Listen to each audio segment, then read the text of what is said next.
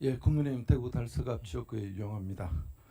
먼저 후보자로 지명되신 걸 축하드리겠습니다.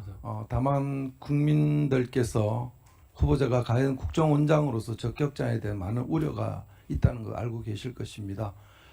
그 우려는 다름이 아닌 후보자가 지금까지 학자로서의 강연 또 언론 기고를 통해서 여러 말씀을 하셨어요. 거기에 대해서 여러 국민들 우려가 있다는 것을 일단 깊이 생각해 주시고 학자의 소신보다는 국정원장의 소명이 저는 더 앞서다고 봅니다. 질의드리겠습니다. 우리 군은 대한민국의 주적은 대한민국의 국가안보를 가장 위협하는 적은 북한이다. 이런 의미로 주적을 사용했습니다. 주적이라는 용어를. 후보자께서 제가 서면 질의에 답하는 거 봤습니다. 자, 대한민국 안보를 가장 위협하는 세력은 북한이라고 답변하셨죠. 네, 그렇습니다. 자, 그런 의미에서 주적이란 군이 쓴 용어를 원장 후보자께서 대한민국의 주적이 북한이라 쓰는데 어려움이 있습니까? 예, 주적 문제에 대해서는 잠깐만요. 네. 어려움이 있습니까? 없습니까? 그냥 후보자께서 서면 답변을 제가 다 받아봤거든요. 네, 어려움이 있습니다. 좋습니다. 네. 국정원장은 대한민국 안보의 최첨단에 서고 있습니다. 외교관이 아닙니다. 다음 질문 드리겠습니다. 좀 제가 잠깐 하나 아니요, 예. 제가 일괄적으로 질문 드리고 네네. 답변 기회 드리도록 하겠습니다. 예. 지난 11월 입장문에서 후보자께서 젊은 시절부터 단 한 번도 북한의 정통성이 있다는 식의 발언을 하거나 논문을 작성한 적이 없다 이렇게 답변하신 거 맞습니까? 네. 이때 정통성이라는 것은 한반도의 유일한 합법 정부가 대한민국에 있다는 정통성을 얘기하는 것입니까? 아니면 북한 대중의 정통성은 김일성에게 있다는 그것을 의미하는 어떤 것을 의미하는 것? 이 정통성이 있다는 것. 대한민국의 유일한 합법 정부는 대한민국이라는 뜻입니다. 그렇죠. 자, 그러면 PPT 좀 띄워보세요. 지금 보고 있는 게 이제 후보자께서 젊으실 때 소장학자로서 얘기입니다.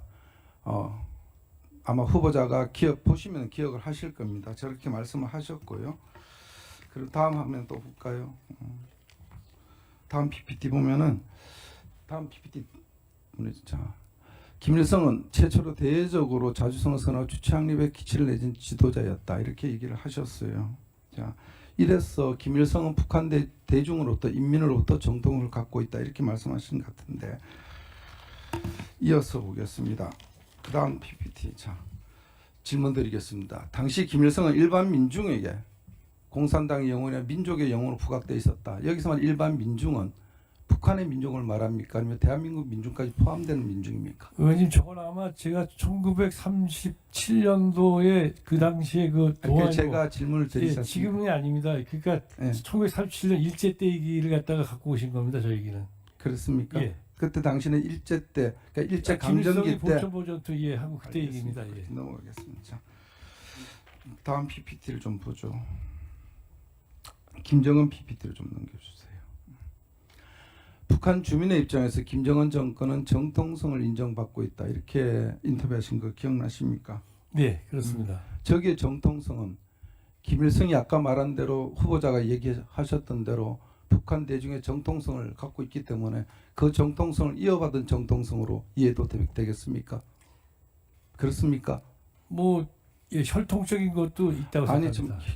지금 저 정통성이 혈통의 정통성을 얘기하는 것입니까? 아니면 김일성이 북한 대중으로부터 정통성을 갖고 있기 때문에 그 손자인 김정은도 그런 정통성을 갖고 있다 이렇게 얘기하신 겁니다. 어떤 것입니까? 저는 김정은이 북한 사회에서 통치를 통해 가지고 북한 주민들한테 어느 정도 인정받고 있다는 뜻으로 이렇게 쓴 겁니다. 자, 단도직입 묻겠습니다. 자, 김정은이 지금 우리 국민의 보편적인 상식으로 볼 때 독재자라고 볼 수 있습니까? 없습니까? 독재자입니다. 그렇죠. 자, 시간이 없어서 제가 오후에 질문 드리고 북핵 문제 조금 짚어드리겠습니다.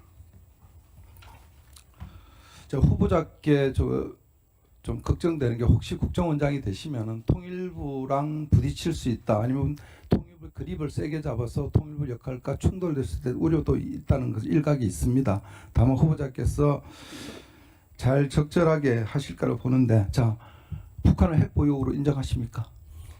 예, 정책적으로 인정할 수 없지만 사실적으로 북한이 핵 갖고 있는 건 인정합니다. 좋습니다. 자, 한반도 비핵화는 북한의 비핵화뿐만 아니라 우리 대한민국의 비핵화도 의미하는 거 맞죠? 맞습니까? 네, 맞습니다. 자, 그러면 북은 지금 사실상 핵을 보유하고 있습니다. 그렇게 인정하시지 네. 않습니까? 네. 자, 그럼 한반도 비핵화는 깨졌죠? 맞습니까? 정책적으로 깨지지 않았습니다. 사실적으로 깨진 거 예. 맞지 않습니까? 말을 그렇게 적혀. 아니 편안하게 정책과 현실 사이 현실이 지금 북한이 핵 보유국은 현실적으로 인정한다고 얘기하지 않았습니까? 그죠?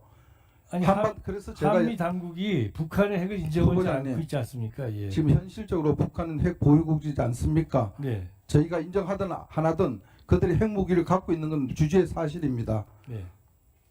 자, 그러면은 얼마 전 보도면 IAEA 국제원자력 기구에서 북한이 평안북도 영변 핵단지에 새로운 핵 관련 시설을 추진 중에 이런 보도 난 거 보신 적 네, 있습니까? 맞습니다. 지금 보면은 북한은 끊임없이 핵 개발을 하고 있었어요. 어떤 이유를 대든 간에. 자, 근데 만약에 지금 가정입니다만은 북한이 ICBM을 개발해서 완성을 시킨 다음에 미국 본토를 타격할 수 있는 능력을 보유하고 있을 때 그들이 갖고 있는 핵무기를 선제적으로 우리를 공격했을 때 만약에 미국이 자기 본토의 희생을 감수하고서라도 북한의 핵무기로 보복을 감행할 수 있다고 보십니까? 그 문제는 한미 동맹을 우리가 믿느냐 안 믿느냐의 문제고요. 그렇기 네. 때문에 그 문제 한미 동맹과 연결돼 있다고 생각합니다. 제가 질문 드린 게 네. 미국이 자기 자국민의 손실을 감수하고라도 네. 수백만의 인명 손실을 감수하고라도 북한에 대해서 핵 타격을 할 수 있다고 생각하십니까? 저는 그렇게 생각하고 있습니다. 1분만 좀 더 네, 주십시오. 근데 후보자께서 지난번 그 언론에 브리핑하신 걸 보면 이렇게 얘기를 하셨어요. 북핵을 포기시키려면은 한미 훈련 중단이 전략적으로 필요하다 이렇게 말씀하신 거 기억나십니까? 기억하십니까? 아니면 예. PPT를 띄워드릴까요? 예, 아니 그 시기를 그러니까 시기와 조건 없이 말씀하시니까 아니, 제가, 예. 그 띄워보세요, 이거 PPT를. 이게 2021년 6월 15일입니다. 네. 6.15 공동선언 21조는 특별 자담에서 북핵을 포기시키려면 한미 훈련 중단 같은 전략적 결단이 필요하다 이렇게 얘기했거든요. 자, 한미 훈련 중단이 되면은 북한이 지금 보유하고 있는 핵무기를 다 폐기한다고 장담하십니까? 지금 북핵 포기라는 거는 앞으로 개발도 해서는 안 되지만 기존에 개발된 무기도 폐기되는 게 포함되는 거 아니겠습니까? 그렇죠? 그렇습니다. 예. 자, 한미 훈련이 중단되면 지금 북에 갖고 있는 김정은이가 자기가 뭐 답변 드려도 되겠습니까 이제? 예, 존경하는 유영아 의원님 그 질의에 답변 드리겠습니다.